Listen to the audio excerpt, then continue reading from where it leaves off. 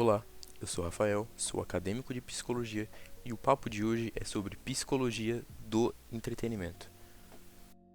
O papo de hoje vai incluir teoria behaviorista, TikTok, jogos em casas de aposta, jogos digitais e como tudo isso interfere na tua percepção de realidade.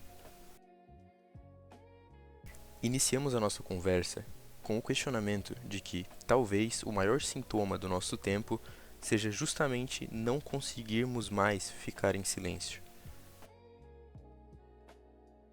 Todo e qualquer intervalo precisa ser preenchido. Qualquer espera vira incômodo. Qualquer vazio exige estímulo. E o entretenimento deixou de ser descanso e se tornou uma estrutura de existência. Hoje, a gente não vai falar apenas de TikTok, apostas ou os jogos digitais. Vamos falar de como o ser humano contemporâneo está sendo lentamente treinado a fugir de si mesmo. O behaviorismo radical de B.F. Skinner parte de uma ideia desconfortável.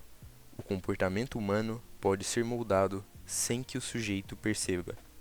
Para Skinner, não é necessário consciência, intenção ou sentido. Basta estímulo, resposta e reforço. O conceito mais poderoso aqui é o reforço intermitente, demonstrado experimentalmente em pombos e ratos. Quando a recompensa é imprevisível, o comportamento se torna mais resistente à extinção. O organismo insiste, ele persevera, ele repete. O que Skinner testou em caixas experimentais hoje opera em plataformas digitais com bilhões de usuários. Na neurociência afetiva, Kent Barrett e Terry Robinson diferenciam duas coisas: liking, que é relacionado ao prazer, e o wanting, que é o desejo impulsionado pela dopamina. A dopamina, por si só, não produz satisfação. Ela produz impulso. Ela diz: continue. Talvez o próximo. Ainda não é o suficiente. O sujeito não está buscando prazer. Está fugindo da ausência de estímulo. E aqui surge um paradoxo existencial. Quanto mais estímulo, menos sentido. Quanto mais dopamina, menos presença. O TikTok não oferece conteúdo. Ele oferece movimento. Não há começo, nem meio e nem fim. Há apenas fluxo. Heidegger chamaria isso de uma forma extrema de queda no impecial, ou dasman. Todo mundo vê, todo mundo consome, todo mundo reage, mas ninguém escolhe. O sujeito deixa de ser um ser no mundo e passa a ser um ser no algoritmo. Cada swipe é uma microfuga do vazio. Cada vídeo impede a pergunta fundamental: o que eu estou fazendo com a minha existência? Nas apostas, o reforço intermitente assume sua forma mais cruel. Skinner, novamente. O comportamento mantido por reforço variável gera persistência irracional. O sujeito perde, mas quase ganha, e o quase é mais poderoso que o ganho real. Aqui surge a ilusão descrita pela psicologia cognitiva como a falácia do jogador, a crença de que o acaso pode ser dominado. Mas, no fundo, o que está sendo explorado não é o dinheiro, é o desespero por sentido, por redenção, por virada de destino. O filósofo Byung-Chul Han descreve nosso tempo como a sociedade do cansaço. Não somos mais oprimidos por proibições. Somos explorados pela autoestimulação constante. Produzir, consumir, reagir, estimular. O entretenimento se mistura ao trabalho. O descanso se torna produtividade dopaminérgica. E o resultado? Depressão. Não como falta de estímulo, mas como excesso, sem sentido. Viktor Frankl chama isso de vazio existencial, quando a vida é cheia de atividades, mas vazia de significado. O entretenimento incessante não cura o vazio, ele o anestesia, mas o vazio sempre retorna. E quando retorna, exige doses maiores, mais vídeos, mais apostas, mais estímulos. O problema, no entanto, não é a tecnologia, é a inconsciência. Skinner acreditava que poderíamos criar uma sociedade perfeitamente condicionada. Frankl acreditava que o ser humano só é humano quando escolhe, mesmo sob condições extremas, entre o condicionamento e a liberdade.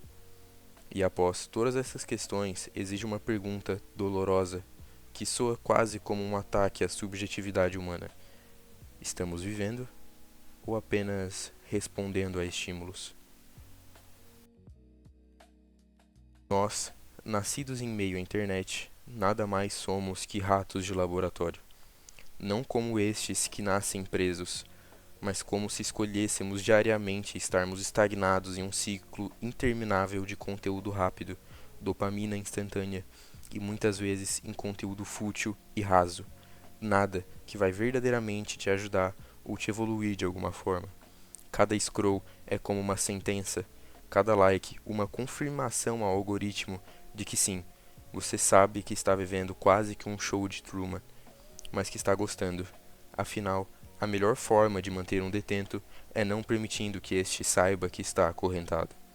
A cada dia que se passa, nos tornamos menos conscientes de nós mesmos e do mundo ao nosso redor. Somos cada vez mais moldados pelo algoritmo, cada vez menos humanos, menos críticos, menos pacientes, menos racionais. Tudo o que citei até então tá ligado. Entretenimento agora é como exploração psíquica. TikTok, apostas, jogos, redes sociais não são fenômenos isolados, são expressões de um mesmo modelo: capturar atenção, estimular dopamina, repetir comportamento e extrair valor. O ser humano deixa de ser sujeito e passa a ser um recurso. A atenção vira mercadoria, o tempo vira lucro e o comportamento produto. O resultado disso tudo não é apenas um vício, é algo mais sutil e mais grave: o empobrecimento da experiência subjetiva, dificuldade de sustentar projetos longos, relações mais superficiais, menos tolerância à frustração, menos contato consigo mesmo. A vida vira uma sequência de estímulos, sem profundidade, sem pausa e sem sentido. E talvez o maior problema seja este: não estamos escolhendo, estamos sendo conduzidos. Até que ponto o entretenimento ainda nos serve? E a partir de quando ele começa a nos consumir? Entender esses mecanismos não é demonizar a tecnologia, é recuperar a autonomia, porque só quem entende como é condicionado tem alguma chance de não viver apenas reagindo.